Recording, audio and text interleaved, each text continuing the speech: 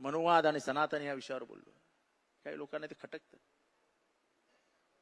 पण जेव्हा मी बोलतो तेव्हा त्याला मी इतिहासाचा स्पर्श केलेला असतो. माझा प्रश्न आहे काय हो,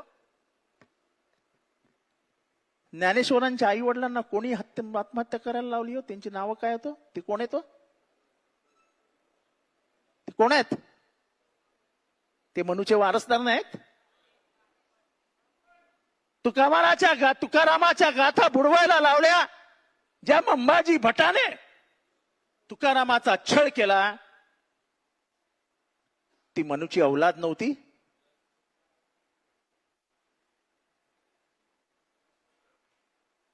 चरवाकाला कोणी मारला?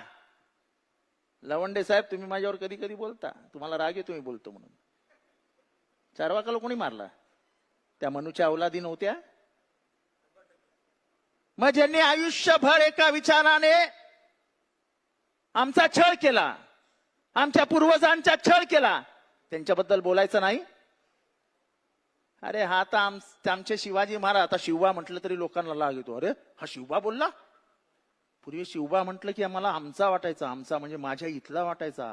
अच्छा, छत्रपती शिवाजी महाराजांच्या मातोश्रींच्या पतीचे निधन झाले तेव्हा सतीची प्रथा होती.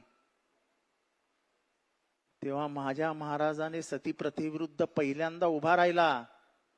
तेव्हा कर्मकांडाविरुद्ध पहिला महाराष्ट्रात कोण उभा राहिला? तर छत्रपती शिवाजी महाराज.